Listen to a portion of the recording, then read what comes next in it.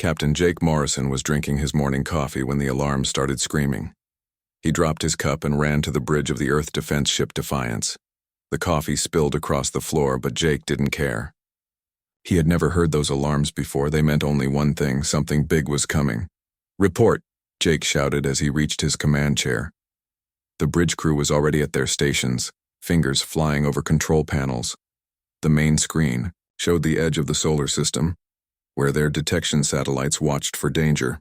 "Sir, we have multiple contacts at the outer edge," said Lieutenant Amy Rodriguez. Her voice was steady, but Jake could hear the fear underneath. "They're big, Captain, really big." Jake looked at the screen. Dozens of red dots appeared where empty space should be. Each dot was huge, bigger than anything humans had ever built. They hung in space like metal islands, dark and threatening. "Get me Admiral Carter right now," Jake ordered. Within seconds, Admiral Lisa Carter's face appeared on the screen. She was in the command center on Earth, her gray hair pulled back tight. Her eyes were hard as steel. "Jake, I see them too," she said.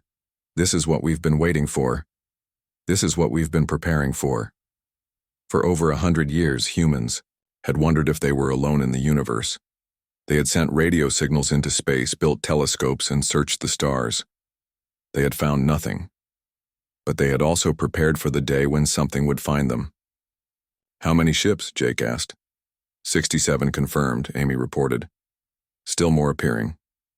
Jake felt his heart pound. 67 alien ships, each one massive enough to carry thousands of beings. This was first contact, but it didn't feel like the peaceful meeting humans had dreamed about. It felt like an invasion. Dr. Kevin Brooks burst onto the bridge. He was the ship's science officer, a thin man with wild hair who usually spent his time studying star charts. Now his face was pale with excitement and fear. "Captain, I'm reading energy signatures I've never seen before," he said, his words coming fast. "Their power sources are incredible. Each ship has more energy than our entire fleet combined." "Are they hostile?" Jake asked. Kevin shook his head. "I don't know, but they're scanning us. Deep scans. They're learning everything about our ships, our weapons, our defenses." On Earth, President Dan Phillips was in an emergency meeting with the United Earth Council. The council chamber was underground, protected by layers of steel and concrete. Around the table sat the leaders of every nation on Earth. For the first time in decades, they were completely united. "Options?" President Phillips asked. General Rick Turner, head of Earth Defense, stood up. He was a big man with scars on his hands from old battles. "We have the Sol Defense Network. We have the asteroid bases. We have the fleet. But sir, if they're hostile, we're outgunned." "By how much?" Phillips asked. "By a lot," Turner admitted. On the Defiance, Jake watched the alien ships move closer. They moved in perfect formation like they had done this many times before. As they got closer, the humans could see more details. The ships were dark metal covered in spikes and weapon ports. They looked like they were built for war. "Incoming transmission," Amy announced. It's in English." Jake felt a chill run down his spine. "Put it through." The main screen changed. Instead of stars and ships, it showed an alien face. The creature had gray skin, 4 eyes, and a mouth full of sharp teeth. When it spoke, its voice was like grinding metal. "I am Ambassador Zethkar of the Galactic Hegemony," the alien said. "You will surrender your world to our empire. You will pay tribute. You will serve." Jake found his voice. "This is Captain Morrison of the Earth Defense Fleet. We don't surrender to anyone." The alien made a sound that might have been laughter. "You are a primitive species. We have conquered 1,000 worlds. You cannot resist us." "We can try, Jake," said Zethkar's 4 eyes focused on Jake. "Your resistance will bring only death. Submit now, and some of your people will be allowed to live as slaves. Refuse, and we will take your world by force." The transmission ended. The bridge was silent except for the hum of machinery. Jake looked at his crew. Amy was gripping her control panel so hard her knuckles were white. Kevin was staring at his instruments, trying to understand alien technology that was beyond human. "Science, Captain," Amy said quietly. "More ships are arriving." The screen showed the truth. More red dots appeared every minute. What had been 67 ships was now over 100. They kept coming, materializing out of empty space like nightmares made real. Back on Earth, President Phillips made a decision that would change human history. He stood up in the council chamber and looked at every leader present. "Send this message to the aliens," he said. "Earth rejects your ultimatum. We will not surrender. We will not pay tribute. We will not serve. You have 24 hours to leave our solar system." General Turner stared at him. "Sir, they have over 100 warships. We can't fight that many." Phillips smiled, but it wasn't a happy smile. It was the smile of a man who had been planning for this day his entire life. "General, activate Protocol Omega. It's time to show these aliens what humans can do when we're cornered." In space, the alien fleet continued to grow. The humans watched from their ships and stations, knowing that war was coming. They were outnumbered and outgunned, but they had something the aliens didn't expect. They had been preparing for this fight for a very long time, and they had no intention of losing. The alien fleet commander War Marshal Thexvor was eating his morning meal when the human message arrived. He was a massive creature, twice the size of a human, with thick armor plates covering his body. His species had evolved from predators, and it showed in his cold yellow eyes and razor-sharp claws. "What do you mean they refused?" He growled at his communications officer. The smaller alien trembled as he spoke. "War Marshal, the humans have sent their own ultimatum. They demand that we leave their system within 24 hours. Thexvor threw back his head and roared with laughter. The sound echoed through the command deck of his flagship, the Eternal Conquest. His officers joined in the laughter. They had heard many desperate threats from doomed species before. "Primitives," Thexvor snarled. "They dare to give us orders? Show me their message again." On the main screen, a human woman appeared. She was older, with gray hair and steady eyes. Her uniform was simple but clean. This was Helen Garcia, Earth's chief diplomat. "I am Ambassador Garcia, speaking for the people of Earth," she said calmly. "Your demand for surrender is rejected. You have 24 hours to withdraw from our solar system.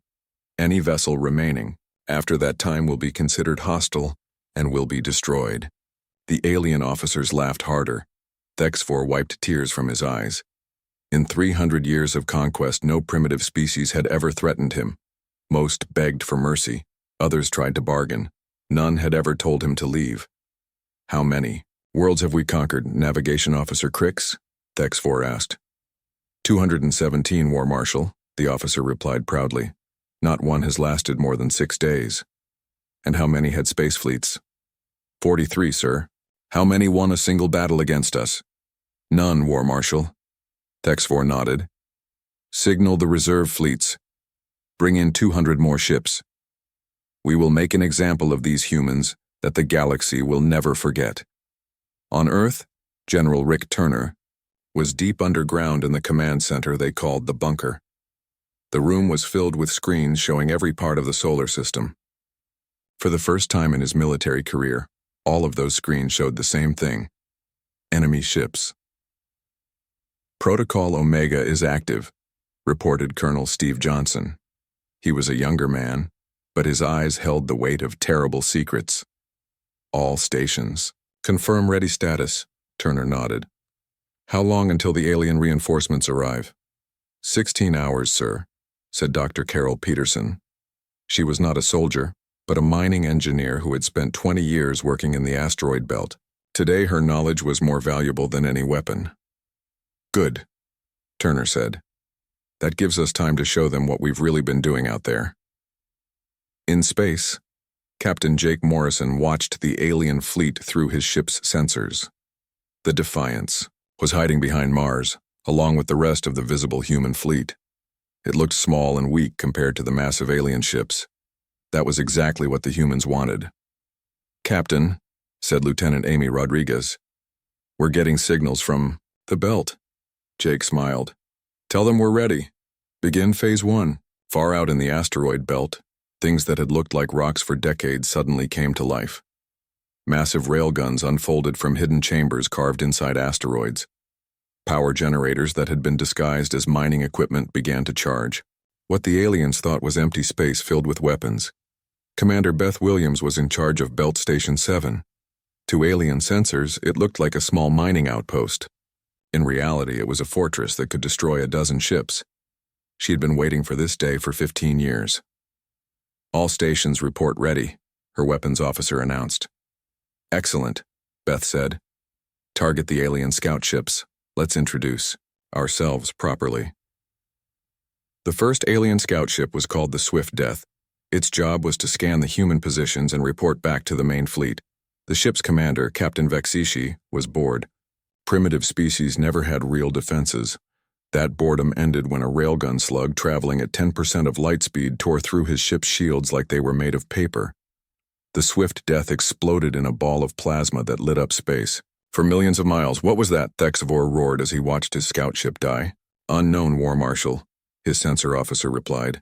"The shot came from an asteroid. Asteroids don't have weapons." "This one does, sir." More shots came from the asteroid belt. The aliens watched in shock as their scouts were picked off, one by one. Each shot was perfectly aimed, each hit was a kill. In 10 minutes, they lost 12 ships. On Earth, President Phillips was in the war room with his advisors. The screen showed the destruction of the alien scouts. For the first time in hours, people were smiling. "Phase 1 is complete," General Turner reported. "The aliens know we can fight back." "Good," Phillips said. "What about Phase 2? Turner's smile was cold. "That's where we show them what engineer Tony Martinez has been building near the sun." Martinez was floating in zero gravity inside a space station that officially didn't exist. He was a small man with calloused hands and a brilliant mind. For 20 years, he had been building something the aliens would never expect. "Solar Collector 1 is charged and ready," he reported to Earth. "Solar Collector 2 will be ready in 6 hours. "What exactly are those things?" asked Dr. Kevin Brooks, who was listening from the Defiance. Martinez grinned. "Solar flares, Doc. Big ones. Controlled ones. Aimed ones." The aliens were regrouping after losing their scouts. Thexvor was angry but not worried. Primitives sometimes had hidden weapons. It meant nothing in the long run.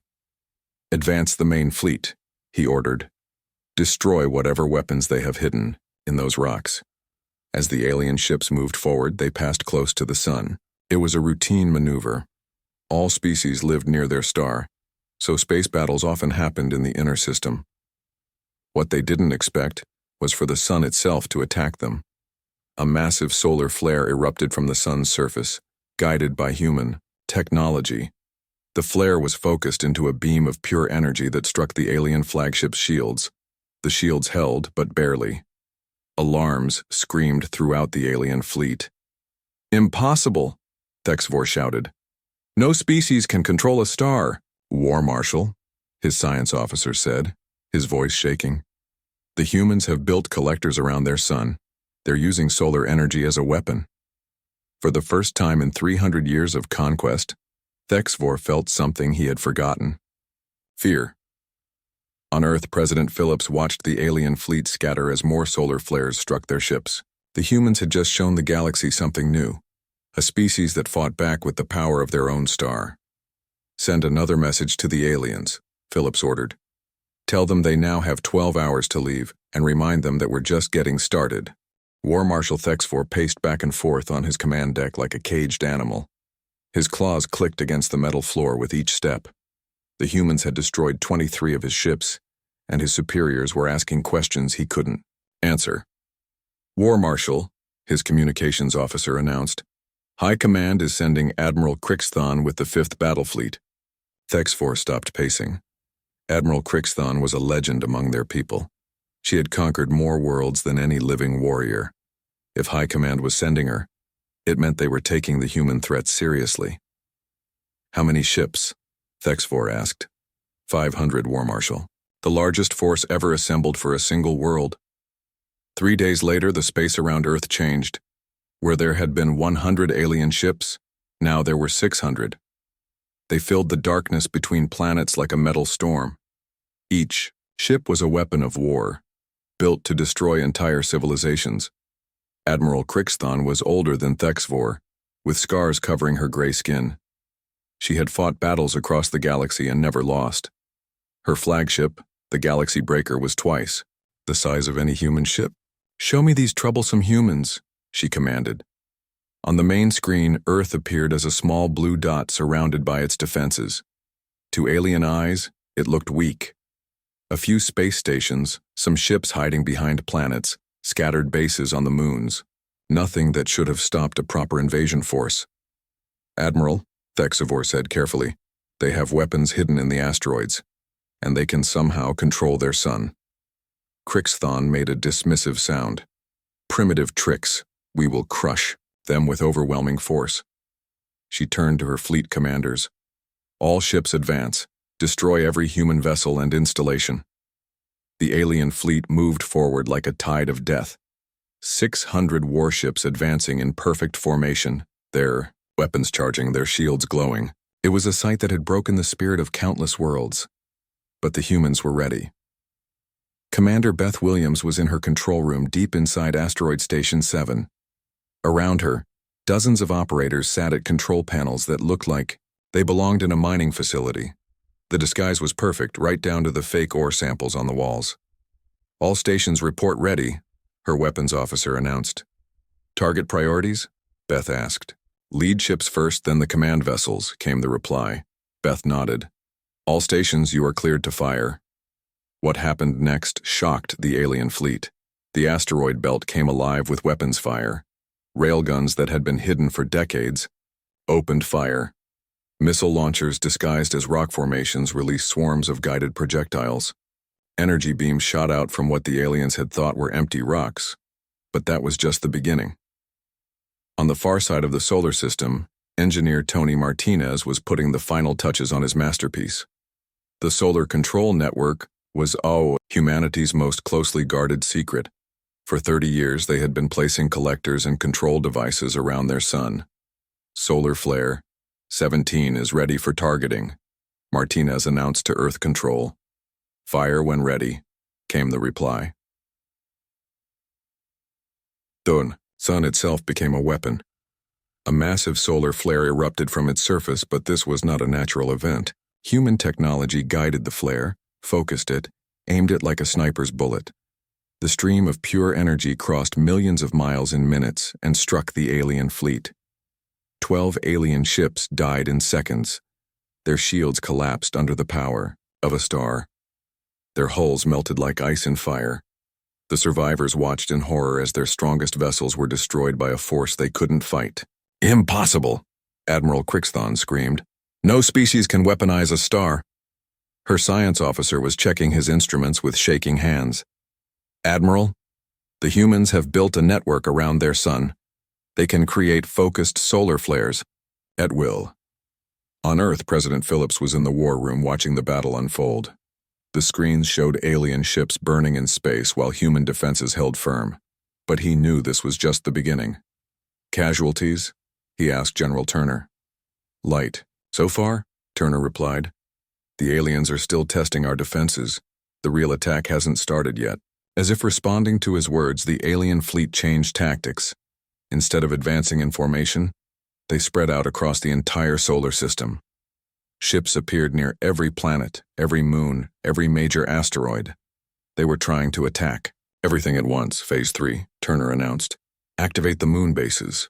Earth's moon had always looked peaceful from the planet's surface, but that was another human deception. The moon was hollow, filled with weapons and ships. As the alien fleet approached Earth, the moon's surface opened like a flower. Commander Nancy Clark led the first squadron of fighters out of the lunar base. Her ships looked small compared to the alien vessels, but they were fast and deadly. Behind her came more squadrons, then bomber wings, then entire fleets that had been hidden underground. "All pilots, this is Moonbase Control," came the voice, over the radio. "You are cleared to engage. Show them what happens when they threaten our home." The space around Earth became a battlefield. Human fighters darted between massive alien ships like angry wasps. The pilots flew with desperate courage, knowing that their families were on the planet below. Lieutenant Roy Phillips, the president's nephew, was flying his fighters straight at an alien cruiser.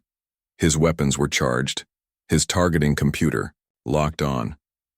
But as he got closer, something strange happened. The alien ship's weapons didn't fire at him. Instead, they seemed confused, unable to track his small, fast ship. The alien gunners were used to fighting other capital ships, not tiny fighters flown by pilots who had been training for this day their entire lives. Roy's missiles struck the alien ship's shield generator. The shield collapsed, and suddenly, the massive cruiser was vulnerable. More human fighters swarmed it like sharks smelling blood. Dr. Greg Foster was in his laboratory on Mars, working frantically to understand captured alien technology. Every piece of wreckage the humans recovered was studied, analyzed, and reverse-engineered. The aliens fought with energy weapons and particle shields, but they had weaknesses. "I've got it," Foster announced over the communications link. "Their shields can't handle multiple frequency attacks. If we hit them with lasers, railguns, and missiles at the same time, their defense systems get confused." The information spread to every human commander in seconds. Suddenly, alien ships that had seemed invincible began to die. Human weapons that shouldn't have been able to penetrate alien shields were cutting through them like paper. Admiral Crixthon watched her fleet suffer losses she had never imagined. In 6 hours of fighting, she had lost over 100 ships. The humans were using tactics she had never seen, weapons that shouldn't exist, and strategies that made no sense. "War Marshal," she said to Thexfor, "these humans fight differently than any species we've encountered." "How so, Admiral?" "Most species try to protect their homeworld while sacrificing their colonies. These humans defend everything. They're fighting for every rock in their system like it was their home planet." As if to prove her point, another solar flare struck her flagship. The Galaxy Breaker's shields held, but just barely. Warning lights flashed across the bridge. On Earth, President Phillips received a message from the alien fleet. Admiral Crixthon appeared on the screen, her scarred face showing something that might have been respect. "Humans," she said, "you fight well, but you cannot win. Surrender now, and we will offer terms." Phillips looked at the alien admiral for a long moment, then he smiled. "Admiral, you came to our home uninvited. You demanded we surrender our freedom. You threatened our families. There will be no terms except this. Leave our solar system now, or we will destroy every ship you have." The transmission ended. The battle continued. And in the darkness of space, humanity proved that some species would never surrender. Captain Roy Phillips stood on the bridge of the Earthship Vengeance, looking at stars he had never seen before. For the first time in human history, an Earth fleet was leaving the solar system not to explore, but to attack. "All ships report ready, Captain," said his second-in-command, Major Linda Thompson. She was a tough woman with short black hair and steady hands. Like everyone on this mission, she had volunteered knowing she might never see Earth again. Roy nodded. "Begin Operation Exodus. Target the alien supply depot at Wolf 359. Behind him, 50 human warships moved through space toward their first target outside the solar system. These were not the same ships the aliens had seen defending Earth. These were built in secret shipyards beyond Pluto, designed specifically to fight the galactic hegemony. The ships were smaller than alien vessels, but faster and smarter. Human engineers had spent decades studying captured alien technology. They knew how the enemy ships worked, where their weak points were, and how to kill them. Back in the solar system, Admiral Crixthon was receiving bad news. Her communications officer looked scared as he delivered his report. "Admiral, we've lost contact with Supply Base Gamma. The last transmission showed human ships attacking." Crixthon felt her blood turn cold. "Impossible. No primitive species has ever left their home system during a war." "Admiral," another officer interrupted, "Supply Base Delta is also under attack, and Base Epsilon reports human ships approaching. For 300 years, the galactic hegemony had fought the same way. Their fleets would surround an enemy world, cut off all supplies, and wait for surrender. No species had ever tried to attack hegemony territory during their own invasion." "How many human ships?" Crixthon demanded. Unknown, Admiral, they appear to have an entire fleet we never detected. On the human ship Vengeance, Chief Engineer Pete Carson was making final adjustments to their new weapons. He was an older man with gray hair and oil-stained hands, who had spent his life building things that worked. "Captain," he announced over the ship's communication system, "the quantum disruptor is ready for testing." Roy smiled. The quantum disruptor was humanity's newest weapon, built from reverse-engineered alien technology, but improved with human creativity. While aliens used their technology the same way for thousands of years, humans were always trying to make things work better. The human fleet approached Wolf 359, where the aliens had built a massive supply base. The base was a metal city floating in space, filled with weapons, fuel, and supplies for the invasion fleet. It was defended by 30 alien warships. "All ships, attack formation," Roy ordered. "Remember, we're not here to fight fair, we're here to win." The human ships split into 3 groups, approaching the alien base from different directions. This was a tactic the aliens had never seen before. Most species attacked in straight lines, trying to overpower enemy defenses with brute force. The alien base commander, Sub-Admiral Vexcar, watched the approaching human ships with confusion. Why are they spreading out? Don't they know concentrated fire is more effective? He was about to learn why humans had conquered their own planet before reaching the stars. They understood that sometimes the best strategy was not the obvious. 1. The first human ships reached weapons range and opened fire, but instead of attacking the base, they targeted the alien supply ships. Cargo vessels carrying fuel and ammunition exploded in brilliant flashes. Within minutes, months of supplies were destroyed. "Defend the supply ships," Vexcar ordered his warships. As the alien defenders moved to protect their supplies, the second group of human ships attacked the base itself. Their weapons were different from anything the aliens had seen. Instead of energy beams or particle cannons, they fired something that made alien technology simply stop working. "What's happening to our systems?" Vexcar shouted as his base's shields flickered and died. His science officer was frantically checking his instruments. "Sir, the humans are using some kind of quantum weapon. It's disrupting our power cores at the molecular level." The third group of human ships hit the alien warships while they were confused and scattered. Major Linda Thompson led this attack personally, her fighter squadron diving between the massive alien vessels like wolves hunting elk. "Target their communication arrays," she ordered her pilots. "Blind them first, then kill them." Within an hour, the alien supply base was destroyed. 30 alien warships became 30 clouds of debris. The human fleet suffered no losses. On Earth, General Turner was receiving reports from across local space. The humans weren't just attacking one target. They were hitting alien bases everywhere within 50 light-years of Earth. "Status report," President Phillips asked as he entered the war room. "Operation Exodus is ahead of schedule," Turner replied.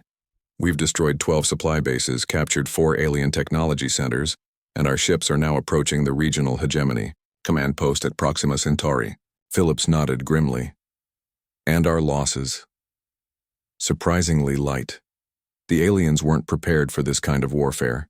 They expected us to hide behind our planet and wait for them to attack.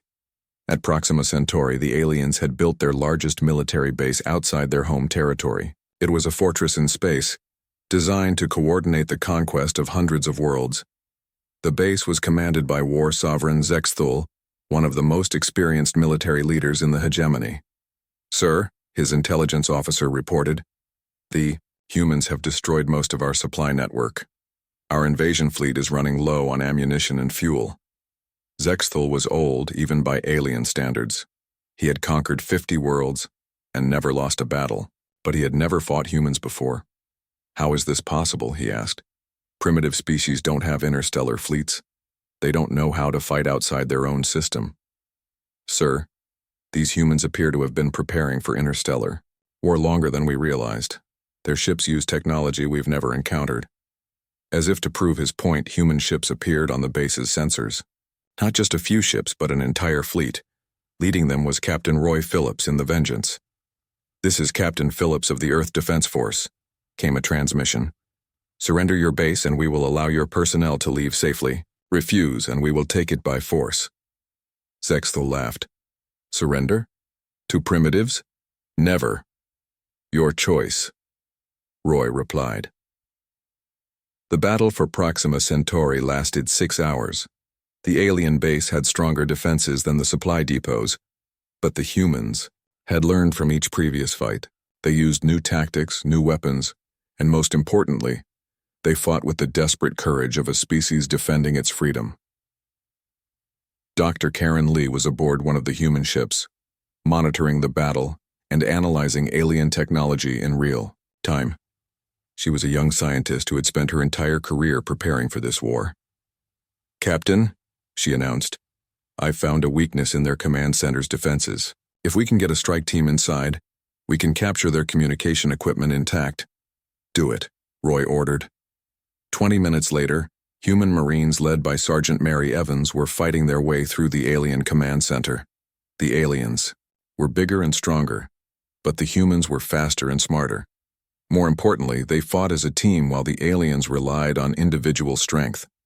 "Command center secured," Mary reported. "We have their communication equipment and their battle plans." The information the humans captured changed everything. They learned about alien supply routes, fleet movements, and most importantly, the location of the ship that was coming to end the war. Back on Earth, President Phillips read the captured intelligence with growing concern. The aliens were calling in their ultimate weapon, a ship called the Eternal Dominion. It was a planet killer, designed to destroy entire worlds as an example to others. "How long until it arrives?" Phillips asked. General Turner checked the data. 72 hours, sir," Phillips nodded. "Then we have 72 hours to get ready for the fight of our lives." Across human space, every ship, every base, every weapon was being prepared for the final battle. The aliens thought they could end the war by destroying Earth. They were about to learn that threatening a human's home was the most dangerous mistake anyone could make. The Eternal Dominion was a monster of metal and death. It was 10 miles long, bristling with weapons that could crack planets like eggs. For 500 years, it had been the galactic hegemony's final answer to any species that dared resist. No world had ever survived its arrival. War Sovereign Vexithara commanded the great ship from a bridge the size of a football field. She was the most feared warrior in the hegemony, chosen personally by the High Emperor to end the human rebellion. Her skin was black as space, covered in ritual scars that told the story of 200 conquered worlds. "Show me this troublesome planet," she commanded. On the massive main screen, Earth appeared as a small blue dot surrounded by the wreckage of 2 fleets. The space around humanity's homeworld was littered with the debris of alien ships. It was a sight that should have been impossible. "War Sovereign," her science officer reported. "We count over 300 destroyed hegemony vessels. The humans have inflicted losses we have never experienced." Vexithara made a dismissive sound. "Numbers mean nothing. One shot from the Dominion will end their pathetic resistance. Prepare the planet killer weapon." But on Earth, humanity was preparing for this moment. Deep in the command bunker, President Phillips stood before a room full of military leaders and scientists. These were the people who had spent their lives preparing for a war they hoped would never come. "Project Prometheus is ready," announced Dr. Karen Lee. She was young but brilliant, one of the minds behind humanity's most secret weapon. All quantum gate stations report operational. Admiral Jake Morrison, now commander of Earth's entire fleet, studied the tactical display. "The Eternal Dominion is powerful, but it's also slow. We have maybe 6 hours before it reaches firing range." General Turner nodded grimly. "Then we use those 6 hours to show the galaxy what happens when you threaten humanity's home." Far from Earth, Captain Roy Phillips was leading the human fleet in a desperate mission. His ships were fast and deadly, but they were racing against time. The Eternal Dominion had escort ships, 200 of them, all heading toward Earth. "All ships, this is Vengeance Actual," Roy announced over the communication network. "Our job is to stop those escorts from reaching Earth. We may not all make it home, but we'll make sure Earth survives." Major Linda Thompson was in her own ship, leading a squadron of the fastest fighters humanity had ever built. "Copy that, Vengeance. My pilots are ready to die for home." The human fleet struck the alien escorts like a hammer, but this time, the aliens were ready. They had learned from their defeats and adapted their tactics. The space battle was brutal, with ships dying on both sides. Roy watched as alien fire tore through his fleet. They were outnumbered 4-1, but they kept fighting. That was what humans did. They kept fighting even when they should have given up. On Earth, engineer Tony Martinez was making final preparations to the Solar Control Network. The system that had been humanity's secret weapon was about to be pushed beyond its limits. "We're going to overload every collector we have," he explained to the president over the communication link. "It might destroy the network, but it will give us one massive solar flare, bigger than anything we've used before." Phillips nodded. "Do it."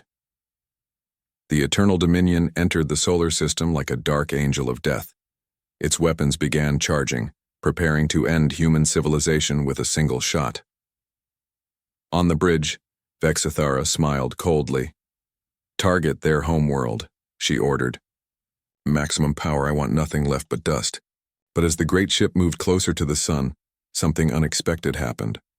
The star itself began to change. Solar flares erupted across its surface, growing larger and more focused than any natural phenomenon should be. "War Sovereign," the science officer said, his voice shaking. "The humans are doing something to their star. Energy readings are off the charts." Vexthara felt the first touch of fear. Impossible. No species can control a star to this degree. On Earth, Dr. Karen Lee was standing in the control room of Project Prometheus. Around her, screens showed the positions of quantum gates hidden throughout the solar system. These gates could bend space itself, allowing ships to travel instantly from one point to another. "All gates are active," she announced. "The Eternal Dominion is in position." "Execute Prometheus," President Phillips ordered. What happened next had never been tried before in the history of warfare.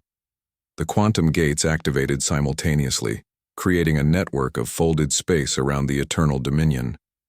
The great ship found itself trapped in a maze of twisted physics, unable to move forward or back. At the same time, the Solar Control Network released its stored energy.